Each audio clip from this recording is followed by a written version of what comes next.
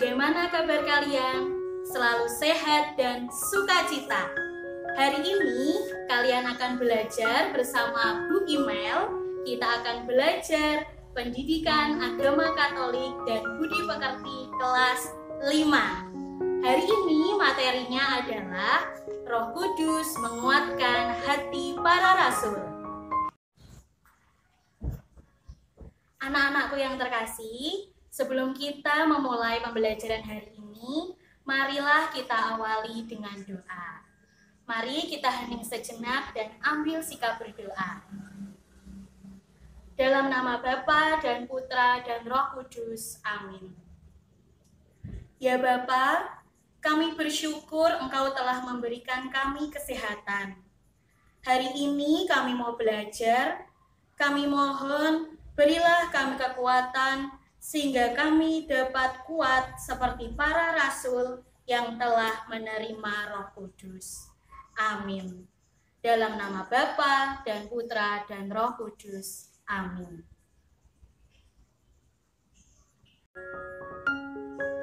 Anak-anak, adapun tujuan pembelajaran hari ini adalah 1. Menjelaskan bagaimana situasi para murid setelah Yesus wafat. 2. Menjelaskan kisah turunnya Roh Kudus ke atas para rasul. 3. Menjelaskan dampak dari turunnya Roh Kudus pada para rasul bagi hidupnya.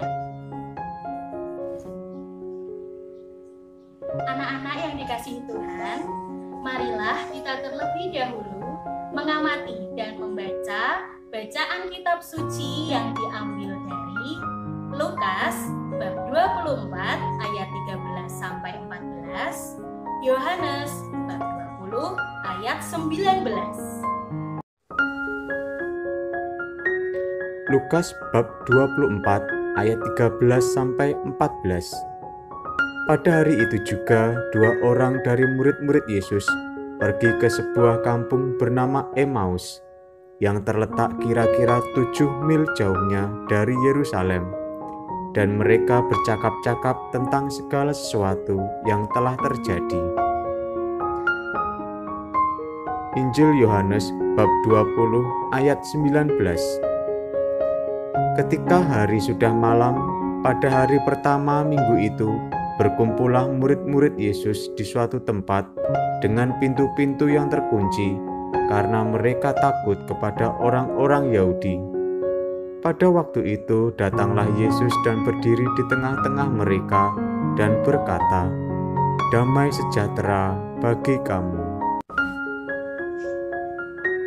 Anak-anakku, dari bacaan tadi, kita bisa mengetahui setelah Yesus wafat di kayu salib, murid-murid merasa harapannya pupus.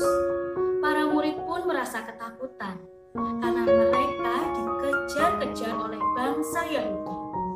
Bahkan ada murid Yesus yang pulang kampung. Ada pula yang berkumpul bersama dengan mengunci pintu supaya mereka tidak ketahuan oleh orang Yahudi.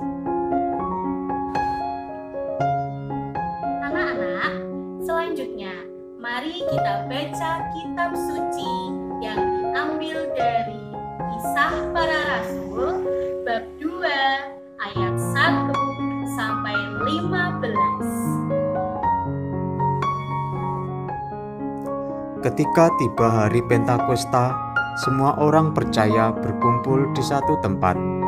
Tiba-tiba turunlah dari langit suatu bunyi seperti tiupan angin keras yang memenuhi seluruh rumah di mana mereka duduk. Dan tampaklah kepada mereka lidah-lidah seperti nyala api yang bertebaran dan hinggap pada mereka masing-masing. Maka penuhlah mereka dengan Roh Kudus, lalu mereka mulai berkata-kata dalam bahasa-bahasa lain, seperti yang diberikan oleh Roh itu kepada mereka untuk mengatakannya. Waktu itu di Yerusalem diam orang-orang Yahudi yang saleh dari segala bangsa di bawah kolong langit. Ketika turun bunyi itu, berkerumunlah orang banyak. Mereka bingung karena mereka masing-masing mendengar rasul-rasul itu berkata-kata dalam bahasa mereka sendiri. Mereka semua tercengang-cengang dan heran, lalu berkata, "Bukankah mereka semua yang berkata-kata itu orang Galilea? Bagaimana mungkin kita masing-masing mendengar mereka berkata-kata dalam bahasa kita sendiri, yaitu bahasa yang kita pakai di negeri asal kita? Kita orang Partia, Media, Elam, penduduk Mesopotamia, Yudea dan Kapadokia, Pontus dan Asia, Frigia dan Pamfilia, Mesir dan daerah-daerah Libya yang berdekatan dengan Kirene, pendatang-pendatang dari Roma, baik orang Yahudi maupun penganut agama Yahudi, orang Kreta dan orang Arab. Kita mendengar mereka berkata-kata dalam bahasa kita sendiri tentang perbuatan-perbuatan besar yang dilakukan Allah." Mereka semuanya tercengang-cengang dan sangat termangu-mangu sambil berkata kepada yang lain, "Apakah artinya ini?" Tetapi orang lain menyindir, "Mereka sedang mabuk oleh anggur manis."